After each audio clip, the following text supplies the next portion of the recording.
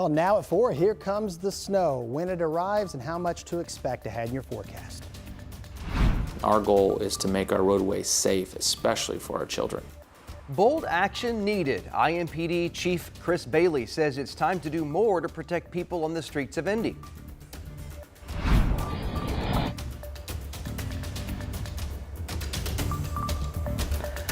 And a home explosion caught on camera. We're hearing from neighbors rocked by this blast. We've got that and more. Live from Indy, you're watching 13 News.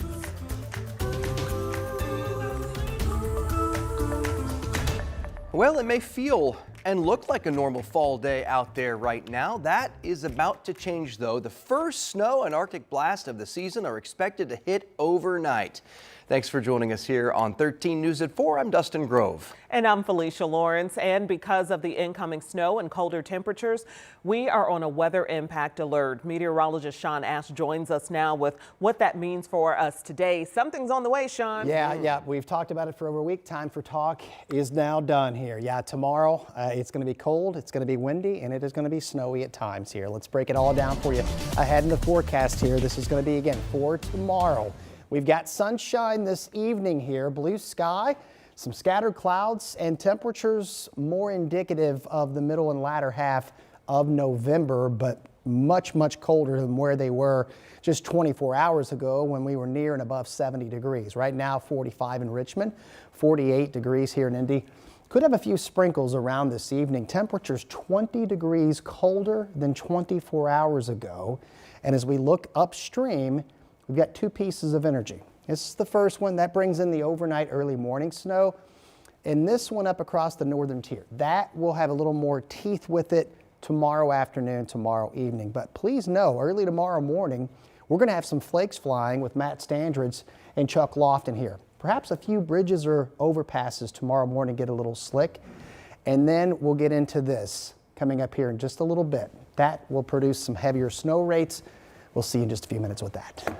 All right, Sean, we'll check back. And because of the snow heading our way, Indy DPW crews will be out overnight and then during the day tomorrow as needed, salting those roads and helping keep them clear. There we go. And you want to stay ahead of all of this. We're talking about the rain, the snow, these chilly temps. They're on the way. That's why we have the Live Doppler 13 weather app so you can follow along and stay prepared. It's a free download in your phone's app store. To some of the headlines now, Indy's police chief is urging state lawmakers to allow red light and speed cameras to be used here in the city. Right now, both are banned by state law. Now, this comes after the city grapples with a historic rise in reckless driving.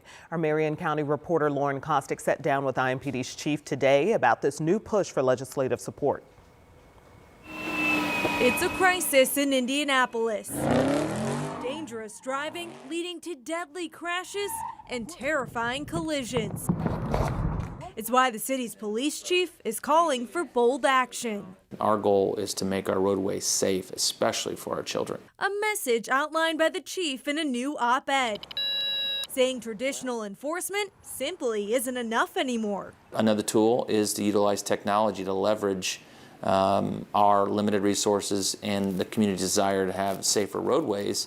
And part of that could include, at least in a test phase, red light cameras, speed cameras, those type of things. The only problem, those cameras are banned by state law, something the chief is petitioning to change. To place these devices and this technology in areas where data shows that there are issues. Cities like Chicago and Denver already utilizing this technology. If caught speeding or running a red light, a ticket is issued to the owner. However, concern is privacy, something the chief says would be written into the law.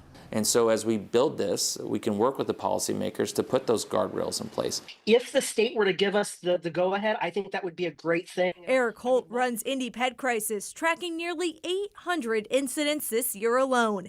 Now hopeful these cameras could be a solution in high-risk areas. I think that would go a really long way to helping us bring these numbers down.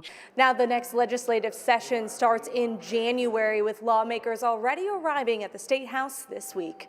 In Indianapolis, Lauren Kostick, 13 News.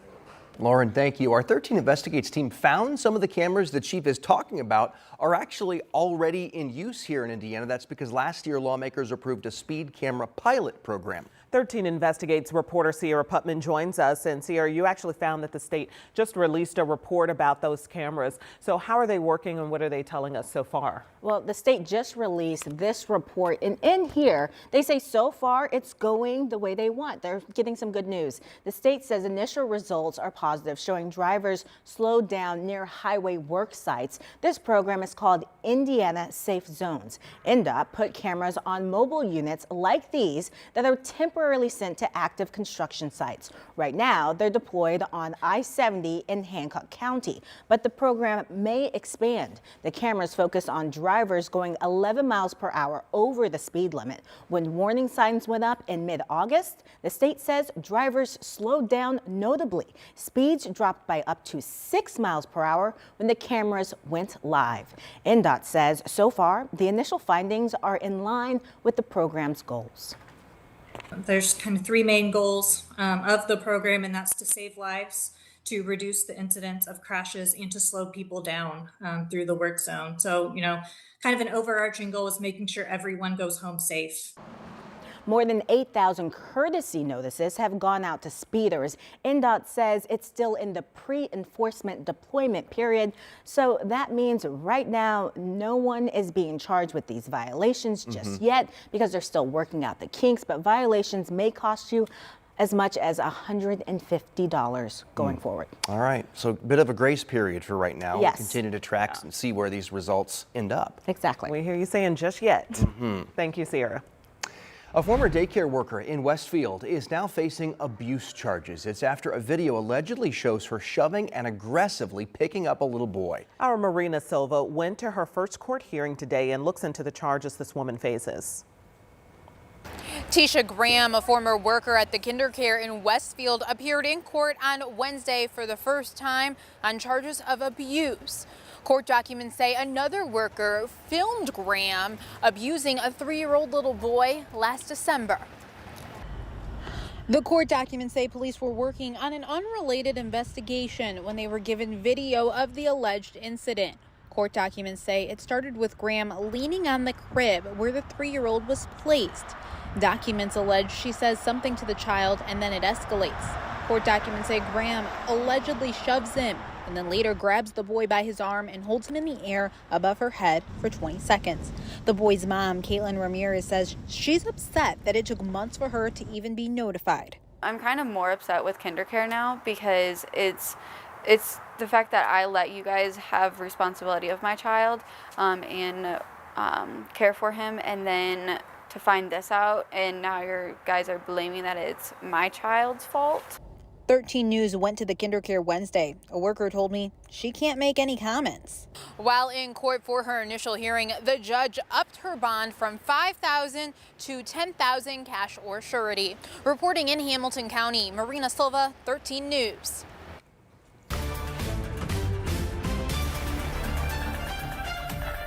And now to President-elect Trump's transition. He's standing by his choice for Attorney General, former Congressman Matt Gaetz. Meanwhile, he's adding new names to his incoming administration. Peter Alexander has the latest this afternoon. President-elect Trump tapping Linda McMahon to lead the Department of Education, which he has repeatedly vowed to shut down. And one other thing I'll be doing very early in the administration is closing up the Department of Education in Washington, D.C., and sending all education and education work and needs back to the states. McMahon, who served in Trump's first administration, is a former World Wrestling Entertainment executive. It comes as Trump is standing by his embattled choice for Attorney General, now former Congressman Matt Gaetz, offering this one-word answer when asked if he was reconsidering the pick. No. The House Ethics Committee will meet today to weigh whether to release its report on Gaetz that focuses on alleged sexual misconduct and illicit drug use that Gaetz vehemently denies. While House Speaker Mike Johnson opposes the report's release, some Senate Republicans want to see it. I would like to see our committees do their full job. There needs to be legitimate vetting. An unidentified hacker was able to gain access to a file containing civil lawsuit depositions of 2 women who have made allegations against Gaetz, according to a source familiar with the matter and an email obtained by NBC News, though it's unclear whether that file has been released. The source says the file includes damaging testimony, including that of a woman who alleges she had sex with Gates when she was 17, and the testimony of a second woman who said she witnessed the 2017 encounter. A representative for Gates did not respond to NBC News' request for comment. Trump also picked Dr. Mehmet Oz to head the Centers for Medicare and Medicaid Services that oversees the Affordable Care Act. The longtime talk show host, physician, and failed Senate candidate is the latest TV personality tapped by Trump. Oz, who's faced criticism for promoting questionable medical advice, would work alongside HHS pick Robert F. Kennedy Jr. All right, we'll continue to follow those developments. And this video we've been showing you, 2 home explosions in just as many days. We are actually hearing from neighbors who felt these blasts. And what is a bomb cyclone? The once-in-a-decade phenomenon that wreaked havoc in the Northwest. Sean, I know you're going to explain that. Yeah, we're going to talk that, and we're talking about a cold and snowy Thursday ahead in the forecast. Stay with us. And here's a look at traffic as we head to break.